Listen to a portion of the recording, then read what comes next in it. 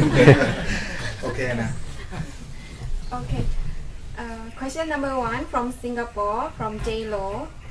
How do we know when to switch to vipassana contemplation or when we should go back to our meditation to force the mind back into stillness? Well, first of all, you should practice samatha, คือ making your mind calm first, make your mind happy. Once your mind is peaceful, calm and happy, then when you are not sitting in meditation, you can then contemplate on the true nature of the body. This is vipassana, reminding yourself that the body will get sick, get old and die, and there's nothing you can prevent it from happening. If you cannot accept this, then your mind will suffer, you will be sad. But if you accept this truth, then your mind will not be sad, nor happy, nor suffer. So you first have to practice samatha first, calm your mind. Because if your mind is not calm enough, it doesn't want to contemplate on the nature of the body. The defilement would want the mind to think about other things, like going to vacation or going to shopping, going to find things to make you happy. Then you will forget that you will get sick, get old and die. And when you get sick, get old or die, you will become very unhappy. But if you keep reminding yourself that this body will get sick, get old and die soon, and you have to be ready to accept this truth, because if you're not willing to accept the truth, you will become unhappy. But if you can accept the truth, then when it happens, it will not make you sad or unhappy. So you have to do both. You have to do, when your mind is not calm, you have to calm your mind first. After your mind is calm, then after that, when you come out of your meditation, then you can contemplate on vipassana. But when you meditate for calm and when your mind become calm, don't do anything. Maintain calm as long as possible until you can no longer stay in the meditation. And when you get out and you start to go do things, then you start keep contemplating on the nature of your body, or on the nature of everything, like your possession. Everything that you own, you will lose them one day, because they are anicca, they are impermanent. They don't really belong to you. And if you are attached to them, you will become unhappy, sad. But if you know that they will have to change, they will have to leave you, and you're willing to let it happen, you're willing to accept it. When things happen, then it will not hurt you. Question number 2 from Malaysia, from Jason Chua. Can we improve our wisdom by merely practicing contemplation of the truth? Well, if you constantly contemplating, it will make you not forget. See, you have to remind yourself all the time the truth of existence, like anicca, dukkha, anatta. Because when you don't contemplate, don't remind yourself, you will forget, and then you'll think that everything is permanent, everything is good, everything belongs to you. So you have to constantly remind yourself until you don't forget. Once you don't forget, then you don't have to contemplate anymore. Once you know that you will die and you are happy to die, then you don't have to contemplate anymore. Once you know that you will lose everything and you are happy to lose everything, then you don't have to contemplate. But if you're still sad when you think about losing things, losing your life, then you have to keep contemplating until your mind accepts the truth. When the mind accepts the truth, then it will be happy. Question number 3 from Penang, Malaysia, from Max Lee. After finish chanting for 20 minutes, I bring my focus on Putto and feel the brightness in my forehead. I also noted that there's no sensation on my palms, but I can feel the tight tension around that area. I ignore all these feelings and focus on my breathing and also the rising and falling of the abdomen. So my problem is that after about 1 hour of meditation, I will come out of it. Even though I try to recite Putto to go back to my meditation, it seems like something is pulling me away from my meditation. Can Ajahn advise, please? Yeah, because your defilement is still strong. Your defilement wants to pull you away from meditation. It wants to pull you to go watch TV, or go to drink coffee, or go to do things with your body. So you have to keep developing mindfulness even after you stop meditating. Reciting Putto, Putto, then this will resist your desire, your defilement, and it will make your defilement become weaker and weaker. When your mindfulness becomes stronger, then your defilement will become weaker. But if you don't maintain your mindfulness, then your defilement will become stronger, and then it will then pull you away from your meditation. Question number 4 from Malaysia, from Lee Yu Swan. After a sitting meditation, can we send merits to the departed ones or any beings? Is it the correct way? Not really, because you haven't yet achieved the result from your meditation, so there's nothing you can send. Unless when you finally attain to jhana, then you can send that to the deceased. But the best way is to make dana, because when you make dana, you achieve, you have peace and happiness from giving dana. Then you can dedicate that peace and happiness to the deceased. But when you sit and meditate and your mind hasn't yet become happy, then you have nothing to dedicate for the dead, to the dead. So usually people don't use meditation as a form of dedicating merit. They use dana. Question number 5 from Switzerland, from Mr. Claudio. How is the process of death and reborn? Is it true that during the moment of death, one can become enlightened? You can become enlightened anytime when you see the Four Noble Truths. You see that your dukkha arises from your desire. See, when you're about to die, you will have dukkha. And if you can see that the cause of your dukkha arises from your desire not to die, your desire to live, and if you can get rid of this desire, then you can become enlightened. So how is the process of death and reborn? Death is when the body stops breathing, like the automobile. When the car doesn't move anymore, you cannot start the engine, then the driver has to go look for a new car. The same way with the mind and the body. The body is like the car to the mind. The mind is like the driver.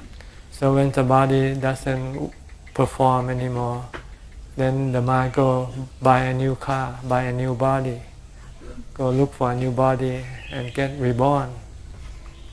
Just changing of bodies, that all. Birth, death and birth is the changing of an old body to a new body. Question number 6 from the same person, from Switzerland. Just after I woke up, there is someone talking to me. The someone is a thinking that has no greed, hatred or delusion, or maybe when the kilesa has not interfered. The inner voice with wise talk occurred 2 times before I came to Thailand, and because of this I cannot be a monk. Can Ajahn comment and advise, please? Cannot be a monk? Yeah. Why? What's wrong with being a monk? There's some inner voice talk.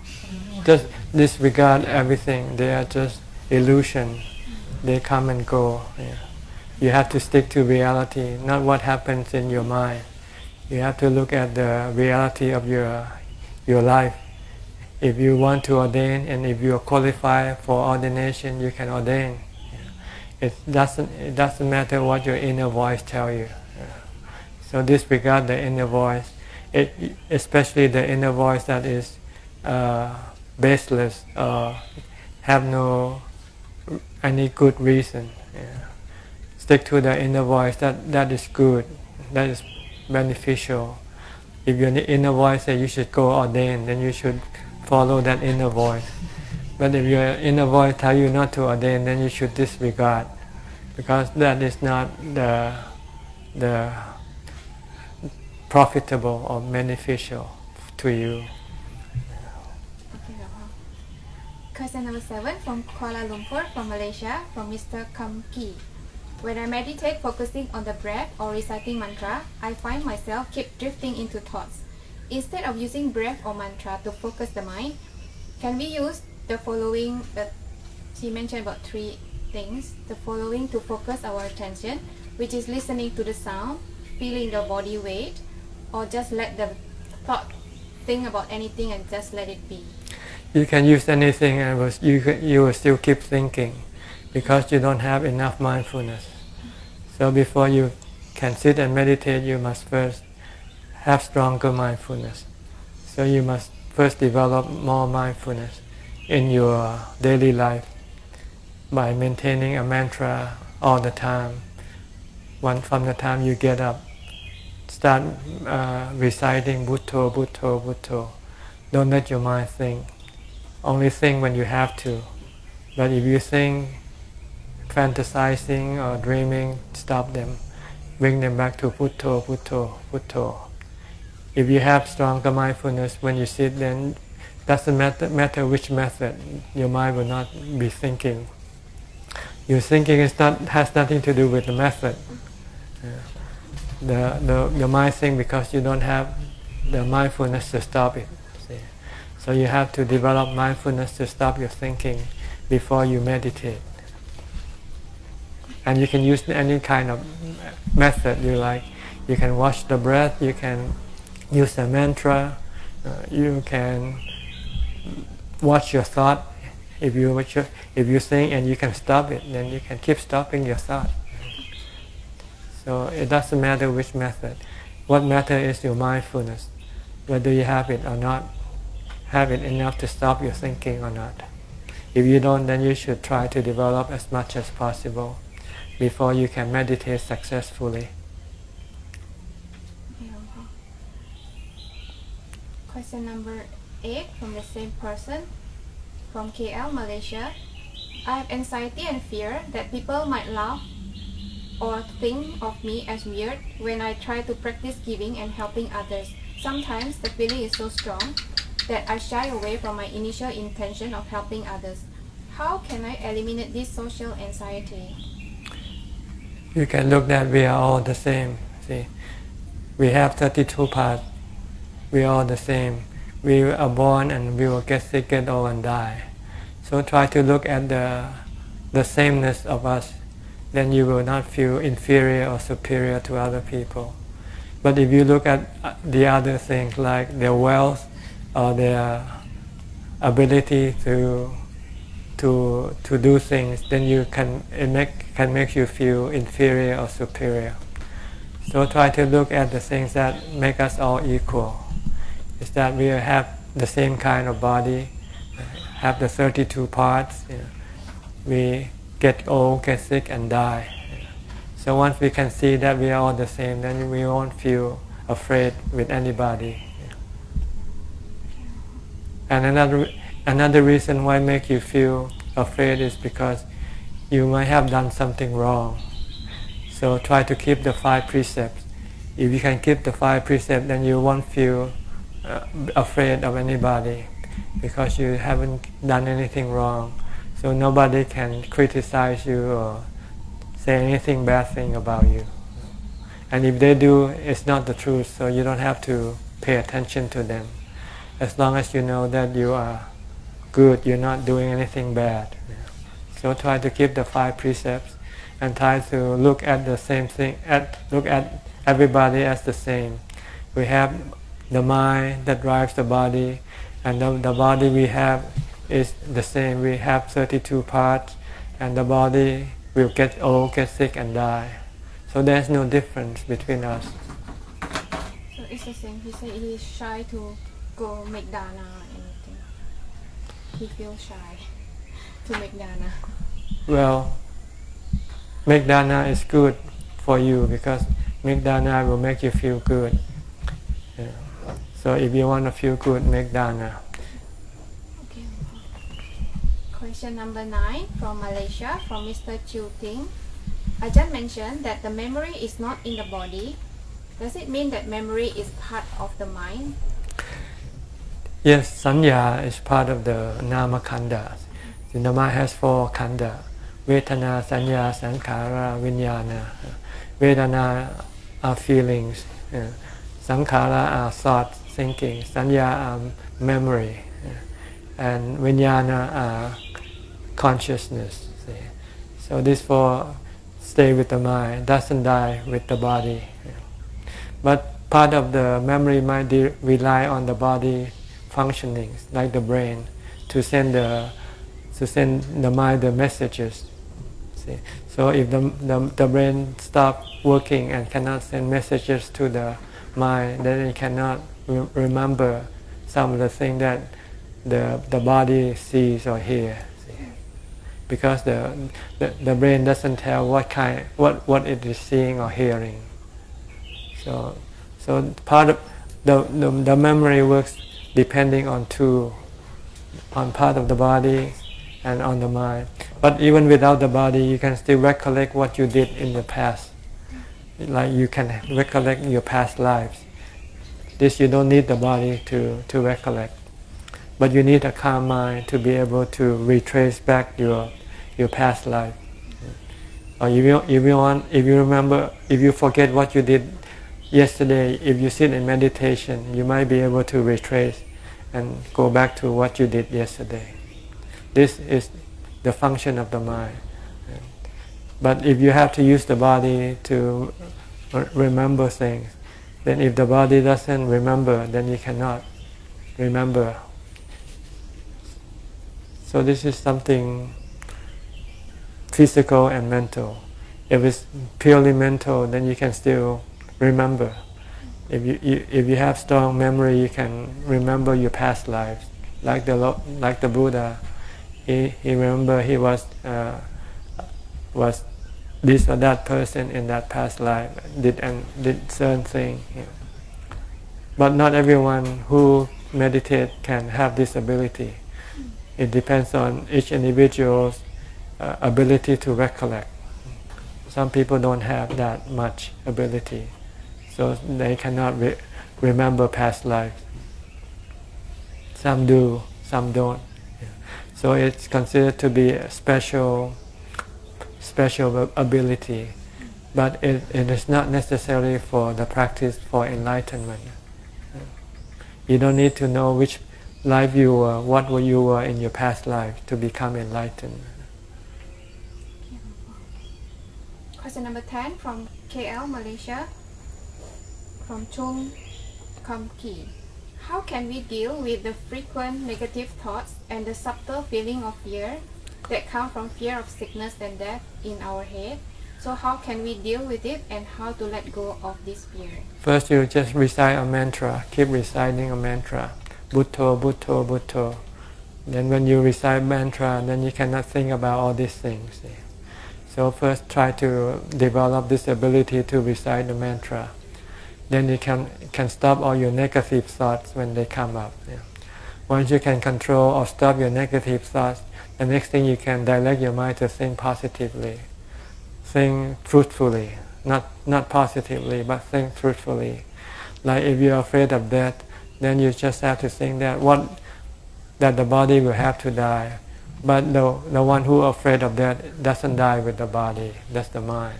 You can separate the body from the mind. Then you know that you are not the body, then you will not be afraid of death of the body. This is thinking truthfully. But before you can think truthfully, you first have to stop thinking falsely. Your fear of death is thinking not correctly. So you have to first stop this thinking, this negative thinking, this false thinking. Once you can stop them, then you can then direct the mind to think truthfully. Okay, question number 11 from the same person. By reciting Bhutto Bhutto, sometimes I'm able to overcome feelings like greed and anger, but they come back very quickly. How to use wisdom to permanently overcome desire and negative mental states like greed and anger? You have to see that everything you desire for will lead you to suffering, not lead you to happiness. It will give you just a brief happiness when you desire for something. Like when you want to get a wife or a husband, when you get a wife and husband, you become happy. And after a few days, you start quarrel, you start have problem, then your happiness will turn into suffering. So you have to look that everything that you desire for is impermanent. It's only a temporary kind of happiness, and it will turn sour, turn bad in the end. Once you see that you are desiring for suffering, then you will stop desiring. Can we just see the desire as they are and let them be and don't react to them? If you can, but you can't. Usually you can. Once your desire arises, then you have to do what your desire asks you to do. The only way to stop them is to use wisdom, to see that the thing that you desire for is bad for you. Like if you want to smoke a cigarette, you want to drink coffee, you want to have a wife or husband, all this is bad for you, because it will lead you to more suffering, not less suffering. Question number 12 from Chua Siu-ju. Sometimes recently I got angry over a certain matter and flew into rage or panic attack for 10 minutes. After these 10 minutes, the problem or the matter remains, but when I thought about it again, I was less angry. Why is this second wave of anger is much lesser than the first one? Because the first one you had no mindfulness, and your desire was so strong. Your desire to have things go according to your way, and it didn't go according to your way, so you burst into a rage because you had no mindfulness. But after that rage disappeared, then you regain your mindfulness, so you become more rational and less emotional. Why do we stay peaceful sometimes despite having to deal with the same problem? Sometimes you let go, sometimes you don't let go. When you let go, then you become peaceful. But sometimes you don't let go, you want things to go according to your way, then your mind will not be peaceful. Question number 13. When a defilement arises, I tried searching for an exact location within my body that I can pin down as anger or lust or etc. However, I cannot seem to find a singular point within the body where the defilement resides. I understand that this is a way to manage defilements, but I also thought it may be a key towards greater insight. Where do I go from here? The defilement is not in the body, so don't waste your time looking for defilement in your body. The defilement is in your mind.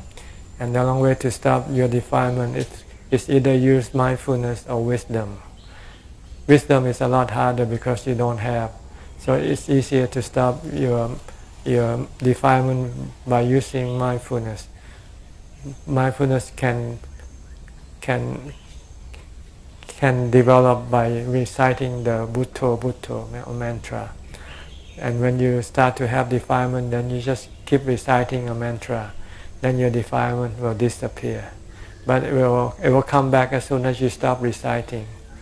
So if you want to get rid of your defilement permanently, you have to first look at what kind of defilement you have.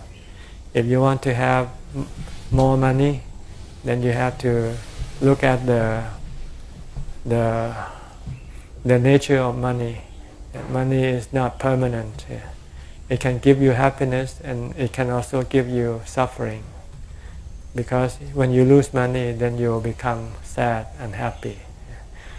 So if you can see that your desire for money will lead you to suffering, more suffering, not less suffering, then you can stop your desire for money. Question number 14. As a lay person, the guide to moral behavior would be the 5 precepts, 8 precepts or beyond. However, worldly affairs are very much complicated and this teaching may not cover every situation in life. How can we best make use of these teachings to guide our actions? Do as much as you can, I guess. This teaching is not for you to live in this society. It's for you to leave the society, because the society that you live in is a life of conflict, life of disappointment, life of suffering. If you cannot see this, then you will still want to remain in the society. But if you can see that this society will only produce sadness, disappointment, and all kinds of worries and anxieties, then you will then appreciate the teaching of the Buddha that will pull you away from the society, so that you can go live outside of the society and find peace and happiness without having to live within the society. There is another kind of happiness and a better kind outside of the society that you live in now. Question number 15 from the same person, from Chua Siuju. According to Ajahn Thanisaro book, Karma of Mindfulness, the Buddha said it's not always the case that our action in this lifetime will yield result in this lifetime. Sometimes their result won't even come in the next lifetime. So it's also described that the cause and effect is a complex system of non-linear feedback loops, and that we have free will to act in the present. Her question is, would not the ripening of heavy karmic action from the past, for example, if one is living in Syria now, influence present actions towards unskillful one? Yes, every result of your action can be cause for new action. So what you need to do is to control your mind, not to act in the wrong way. Try to act in the right way, by using the teaching of the Buddha as your guide. The Buddha said, avoid doing evil at all costs. Even if someone tries to kill you, let them kill you, but don't kill them. Then you won't be doing bad action that will produce more bad results in the future. Try to do only good things. Avoid doing all kinds of evil. Try to do all kinds of good things, and try to get rid of your defilements. This is the right way to lead your life to liberation, to happiness, to the end of suffering. As karma is so complicated, how can we attribute our current situation to a single cause some point in time in the past, and can we micromanage karma? There's no single cause that makes things the way they are. There are multiple causes. So for us, it's not necessary to find out all these causes. We should only know that the one cause that we can avoid and get rid and solve all our problems is the cause that causing us to become born again. And the cause that makes us born is our desire, the three desires. Kama tanha, Bhava tanha, Vibhava tanha.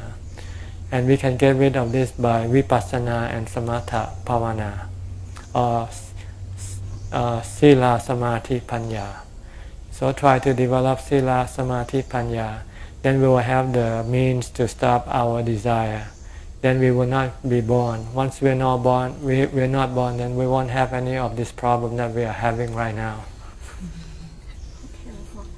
Question number 16 from Ontario, Canada, from Miss Debbie. Does a person who leaves an inheritance for their children after their death gain merit from giving the gift, or do they have to give the gift away while they are alive to receive the merits? They have to give them when they're still alive, because when they die, they don't know whether the inheritance will go to these people or not. So if they want to have the merit, the good feeling that arises from giving, they have to give when they are still alive, so they know that they have given these things. It's the same thing as giving your organs to people. If you want to receive the merit, you have to do it while you're still alive. like sharing your kidney with someone, or sharing an eye with someone. Then you know that your eye is going to the person and makes that person happy. Then you feel happy. But when you die, you don't know which organ will go or not go. You don't know. So it's not merit anymore. You have to, if you want to have merit, that is good feelings from your giving, then you have to do it while you're still alive. Like giving blood. If you give blood, then you have good feeling from giving blood. Question number 17, the same from Miss Debbie. What karma from the parents causes a disabled child to be born to them?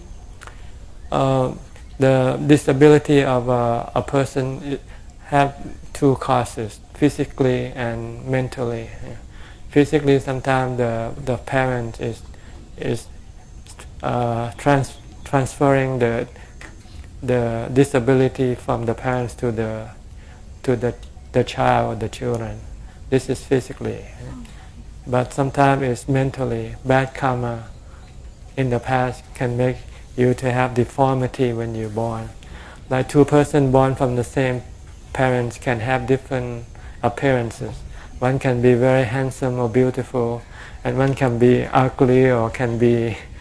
Then this is not physical. This is mental. Because the two persons have different karma.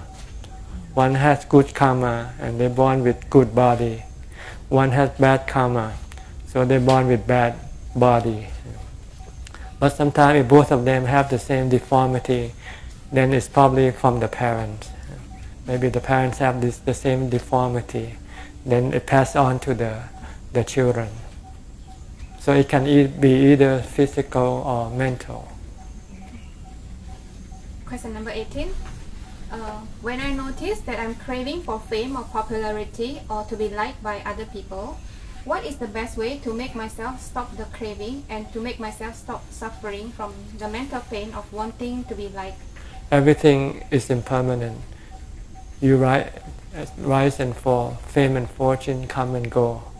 So if you don't want to be disappointed or hurt by the losing of your fame and fortune, then don't desire or don't wish for them. If they should come by themselves, then it doesn't matter. But if you desire for them, you will become attached to them, and when they disappear, it will make you sad. But if you have no desire, then you won't have any attachment. So when they come, you remain the same. When they go, you will remain the same. Question number 19, the same from Miss Debbie. I would like to ask advice on how to deal with the principal of the school where I teach. She and the vice principal barge regularly into my class while I'm teaching and try to find something wrong. When she does it, she admonishes me in front of the children. Usually, I'll just listen and try to follow what she says, but it's very annoying behavior. Is there anything I should do to encourage her to stop, or should I just try to listen and please her? Well, if you can talk to her and ask her nicely, but if she refuses, then you just have to accept it's the consequence of your karma, that you should meet her and work with her. Maybe in the past you might have done something bad to her, so now she is doing something bad back to you. Okay, so question number 20 from Cormac Brown. I have tried talking and encourage my parents into Buddhism by giving them books to read, and I also have tried to get them to stop drinking alcohol, but they are not interested. How can I encourage my faithless parents to have faith in the Buddha's teaching? You cannot force people to do what they don't want to do. The only thing you can do is make the teaching available for them and show the good example of following the teaching by your own practice. You should show them the good example by following the teaching of the Buddha, like keeping the precepts and being nice, being kind, be forgiving. Once they see that you have changed from the practice of the Buddha, following the teaching of the Buddha, they might become inspired and they then might want to do the same thing that you do. but you cannot tell people or encourage people by just telling them. You can only inspire people by your good example. So try to be good, be nice to them, regardless of how bad, how cruel they might be to you.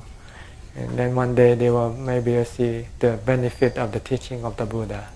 And then they would then become inspired to follow his teaching. Question number 21 from Malaysia, from Miss Karin, about offering dana. If one make offering to donate to Sasana, is it viable to have his or her name leave behind? What is the effect of leaving and not leaving the name behind?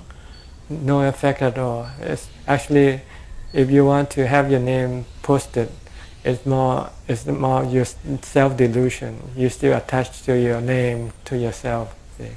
So you get less merit by leaving your name behind than not leaving your name. You want to make merit without any condition. Then you will reap the full benefit of your merit. Because if you have condition and that condition is not met, then it can make you feel unhappy. So this one I think answer the question, what is the proper way of offering a complete dana? Just give it away and forget about it. Don't worry about what they would do with what you gave away. Okay? Okay, last question from Desmond Lim. Can Ajahn speak Chinese? I used to when I was young. I used to be able to speak some Teochew and some Mandarin. I went to Mandarin school for 3 years. But after that I started going to English school. So I forgot all my Chinese. But I can still understand if people say something bad about me. but I cannot just speak. Is that all the questions? Yes, Longpo. Is the question too long, Longpo? No, it's okay. It's all right. Yeah. 20 questions is probably good. So every time you have about 20 plus or minus. Yeah, and each question, is it too long? Doesn't matter. Doesn't matter. Okay. I think everybody enjoys the question here also. So keep the question coming. We'll be waiting. See you next time. Bye bye. เอาแล้วนะก็จบละปิดได้ละก็ขอให้นำเอาสิ่งที่ได้ยินได้ฟังในวันนี้ไปพินิจพิจารณาไปปฏิบัติเพื่อความสุขความเจริญก้าวหน้าในธรรมยิ่งขึ้นไปเทอญ